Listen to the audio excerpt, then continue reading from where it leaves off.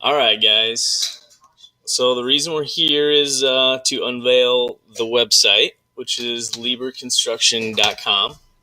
So I'm going to go to that.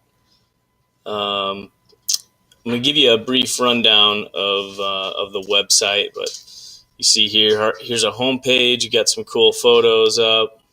Um, the services tab just kind of describes all the jobs that we do. The About Us tab is just info on Lieber Construction. Careers, this is another important one because we're going to have a Lieber application, a Bridgeport application up. So if you know anybody that's going to apply, or they just go to our website, they'll have that available. Um, See here, we got a few employee testimonials here at the bottom. And then you're going to go to the Contact Us page. They can email us. We got a few different people up here. Plan on putting the job soups up here as well, so that if they need to email you or call you, they have that information readily available. Okay, so one of the main reasons we decided to do the website is also to have a timekeeping service or a time app. So you go to the bottom of any page on the website and you see an employee login area. So I'm going to go ahead and click that. All right. So normally it's going to ask you to log in, such as this screen right here. All right. My email address is kohlhoff@lieberinc.com, and you've all been given an email. If you need that information, I can give that to you after we're done, but there's my login information. Now, everybody's password is going to be the same template. So it's going to be capital, the first letter of your first name. So for me, it's capital COLE star and my zip code. All right. As you see here, this Remember Me box. If you want to stay logged in, if you use your phone and you just go to the website, it will keep you logged in so you don't have to log in and out and type this out every time.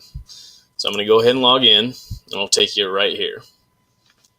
Okay, so we'll keep this pretty simple, but there's two different options for you. If you're the kind of guy that wants to clock in and out each day, you have that option. So we'll go through that. I'm going to clock in, so it shows you clocking in at 9:42, and then at the end of the day, let's just say whatever time it is, I'm going to go ahead and clock out. Now it pulls this up. These are, this is important information for Jacob to have, just like when you send your time app or time card right now, you want to say where you're working at, okay? So let's just say I'm working down at CF. I'm going to click that, and I'm running the 85D 101C, okay? All these items have the model and their unit number. So those will be available on there. Okay. And then the job description is an open field. It's not a drop down like the other two right up here. So this is where you're going to put any information about what you're doing. Pushing Richard into a pit is not an option. It shows as an option, but it is not an option. Okay. So let's just say you're down at CF and you're working on the urea warehouse. You're going to want to put that in. You could also put in, half hour for lunch, whatever notes you need to put in there. Okay. And then you're going to clock out. Okay. So it's going to show how many hours you worked that day. Well, what if at the end of the week you want to check to see how many hours you've got, or if you need to edit anything? You're going to just go to history. Okay. So these are just samples that I've done, but this is going to show you every day that you've clocked in and out. Okay. So each one of these you can go into and you can edit. So that's what this little blue button is. You go in there and you can change any of these items. You can change the time. You can change anything you need to. So you click edit time and it'll save that information. So real quick, we talked about clocking in and out at each day. If you decide not to do that, you can go in here at the end of the week and just add a time entry. So let's just say, you're working, say the 11th. If that were a Monday, you clocked in at 8 a.m., clock out at 5 p.m.,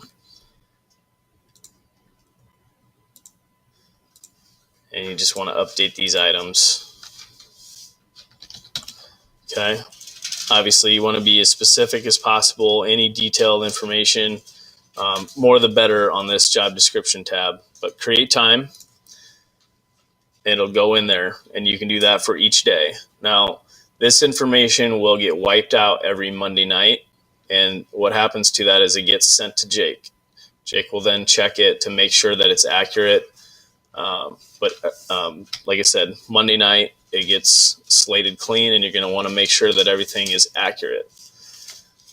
So just to recap, 2 options: clock in and out, or go at the end of the week and update your time. And that should be it.